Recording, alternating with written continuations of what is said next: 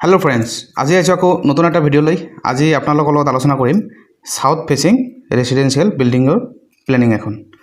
suppose एटो साइडत एटो roads আছে एटो road तो मैं देखाव পৰা নাই एटो रोड আছে ইফালে तो तार एटो হল बिल्डिंगर फ्रंट साइड तो फ्रंटर পৰা আমি কেনেকৈ বিল্ডিং এখন প্ল্যানিং কৰিব লাগে তো ব্লক এটো আমি ভিডিওটো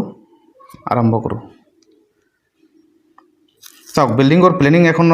প্ল্যানিং কৰাৰ মেইন উদ্দেশ্য হল যাতে বিল্ডিংখন ৰুম তাৰ পিছত ডাইনিং ৰুম ড্ৰয়িং যিমান যি থাকে ভিতৰত এখন যাতে প্ৰপাৰলি প্লেস কৰিব পাৰি আৰু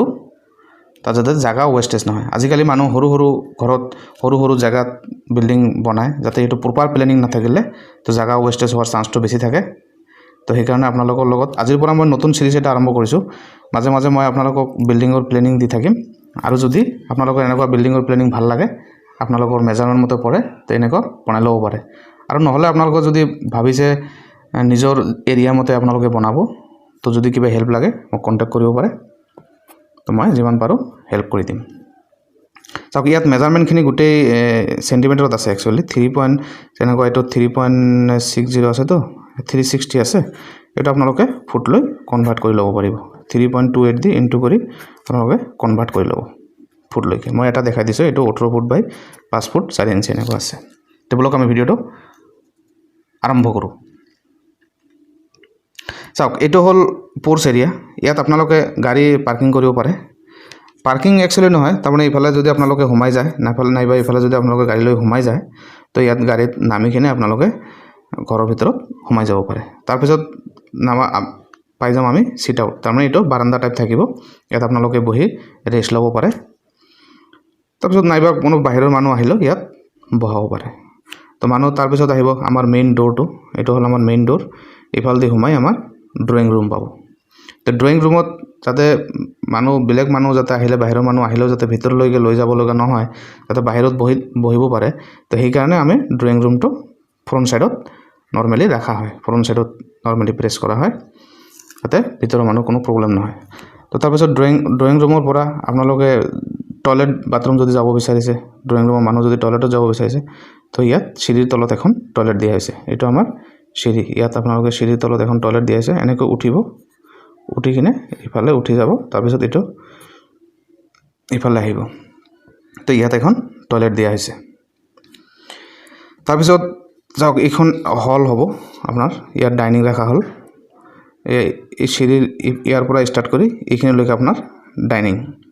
মানে হল হ'ব আৰু কি তে হলৰ পৰা আপোনালোকে এটো বেডৰুম পাব বেডৰুমৰ সাইজ হল আপোনাৰ 4.35 ইনটু 3.25 মিটাৰ তাৰ পিছত ইয়াত এটাচ টয়লেট বাথৰুম দিয়া হৈছে টয়লেট দিয়া হৈছে 2.05 আৰু 1.50 আৰু ড্ৰেছিং ৰুম দিয়া হৈছে লগত এটাচ দিয়া হৈছে ড্ৰেছিং ৰুম দিয়াৰ মেইন উদ্দেশ্য হল যাতে ৰুমৰ ভিতৰত জায়গাটো ওয়েস্টেজ নহয় আৰু ইয়াত কাপবৰ্ড এটা দিয়া হৈছে ইয়াত মানে ওয়াৰ্ড্ৰপ দিয়া হৈছে হেতু বস্তু ৰাখিব পাৰে তাৰ পিছত আহিছো আমাৰ বেডৰুম চাওক ইফালে দুটা বেডৰুম দিয়া আছে এটো হল মাস্টাৰ বেডৰুম এটো সাইজটো অলপ ডাঙৰ 3.45 ইনটু 4.50 আৰু এটো হল 3.0 ইনটু 4.50 এটো মিটাৰত আছে আপোনালোকে কনভাৰ্ট কৰি লব তো এটো বেডৰুম গুটেকেটাত এটাচ মই কাপবৰ্ড দিয়া আছে ইয়াতো কাপবৰ্ড দিয়া আছে ওয়াৰ্ড্ৰপ দিয়া হৈছে এটো লগত টয়লেট দিয়া হৈছে এটাচড আৰু ইয়াত হল ওয়াশ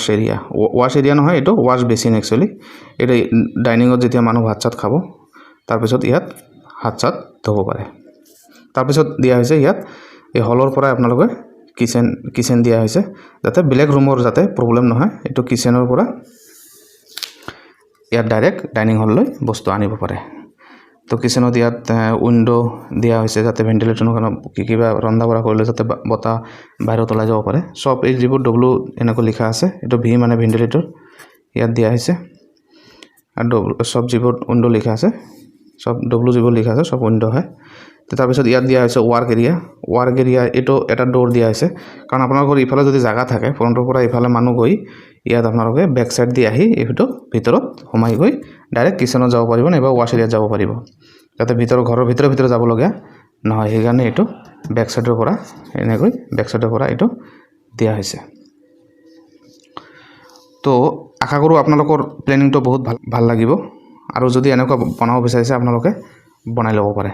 আৰু কলমছৰ পজিশ্যনখিনি মই বেলেগ এটা ভিডিঅ'ত মই আপোনালোকক দেখাই দিম ক'ত কেনেকৈ পোষ্ট বহাব লাগে কেনেকৈ কি কৰিব লাগে আপোনালোকে প্লিজ মোৰ চেনেলটো ছাবস্ক্ৰাইব কৰি ল'ব কোনোবা যদি ছাবস্ক্ৰাইব কৰা নাই ছাবস্ক্ৰাইব কৰি ল'ব এনেকুৱা ধুনীয়া প্লেনিং আপোনালোকে আপডেট পাই থাকিব